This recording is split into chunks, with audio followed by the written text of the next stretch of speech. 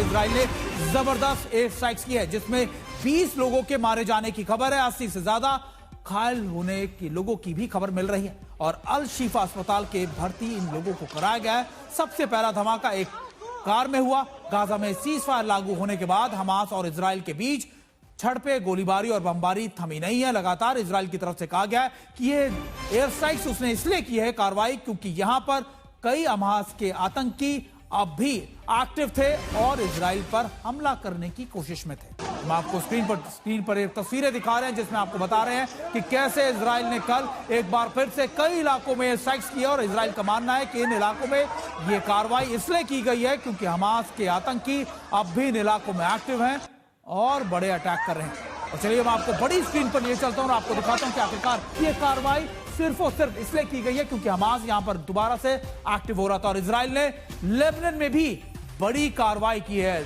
Israel ने strikes कर पूर्वी लेबनान के बेका वैली इलाके में इजराइल ने जबरदस्त हमला किया है और दूसरी बार किया गया है यह हमला।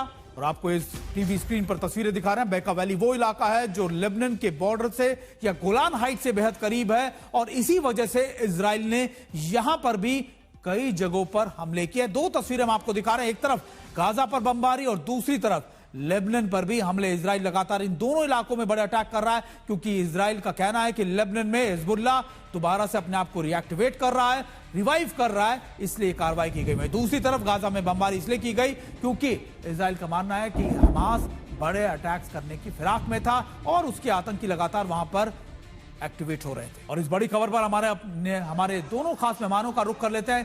KJ Singh sir, Israel ceasefire करता है, अपने बंधुकों को छुड़ाता है, लेकिन दूसरी तरफ वो दोबारा से कार्रवाई शुरू कर देता है। ऐसा दिखता है कि ना सिर्फ वो उस येलो जोन को अपने हाथ में रखना चाहता है बल्कि इजराइल ये भी चाहता है कि इस इलाके से हमास का खात्मा हो जाए। लेकिन क्या यह संभव हो पाएगा?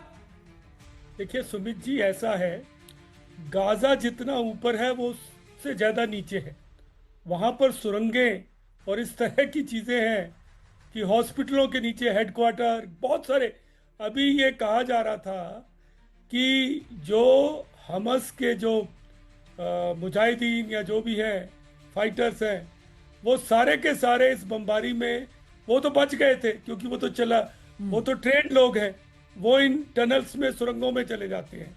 तो वो कुछ लोग मारे गए थे लेकिन सारे नहीं मारे गए थे। अब धीरे धीरे उनमें से कुछ लोग वापस बाहर आ रहे थे क्योंकि गाजा में कुछ एड आ रही है और ये लोग क्या करते हैं, एड को लूटते हैं, एड को ले जाकर अपनी स्टॉकिंग पूरी करते हैं। तो कई तरह के इसकी कार्रवाइयां चल रही हैं। अब इसमें जब तक कोई ऐसा अरेंजमेंट ना हो कि कोई स्टेबलाइजेशन फोर्स लगे और इस तरह की पूरी वहां पर नजर रखी जाए।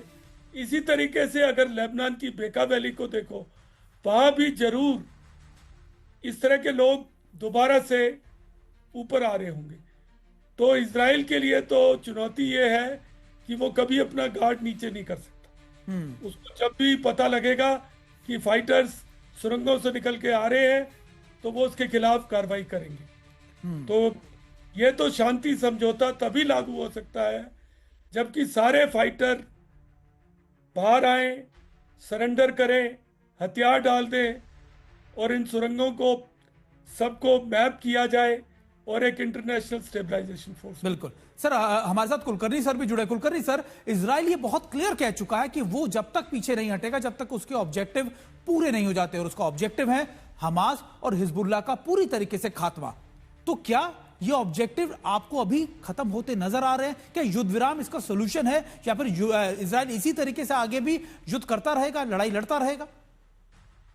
देखिएगा, पूरा खात्मा तो मुश्किल है लेकिन डिसआर्मिंग अगर हो जाए हमास का तो भी बहुत बड़ी बात है। और जैसे केजे साहब बताने की कोशिश कर रहे हैं कि जितना नीचे है अब वो टनल जो है वो भी ब्लॉक हो गए हैं। जब से सीज फायर हुआ है गाजा पट्टी के अंदर, तो 48% गाजा जो है वो इनके कब्जे में है और 52% इजराइल के कब्जे में है। और ये येलो लाइन जब भी पार करते हैं तो उसमें मारे जाते हैं। और अपने 48 इलाके में ही ये तकरीबन 20 लाख लोग हैं, तो उनको एड भी जाना है, तो वहां पर भी जबरदस्त परेशानी है। उसके बावजूद भी हमास के जो लोग हैं अपने ही लोगों को मार रहे हैं, जिनको उन्हें लगता है कि इन्होंने गद्दारी की है। तो ये सब इजराइल देख रहा है, इसीलिए चाहे कितनी भी कोशिश कर ले, जब तक हमास डिसआर्म नहीं होगा, हमास का नामो निशा, आदमी तो नहीं खत्म होंगे, दूसरे किसी पार्टी में चले जाएंगे, लेकिन हमास जैसी चीज जो है, एक आतंकी संगठन पूरा समाप्त होना निहायत जरूरी है। और वही अगर हम आप देखें लेबनान में वही हालत है। हिजबुल्लाह जो है उसने लिटरली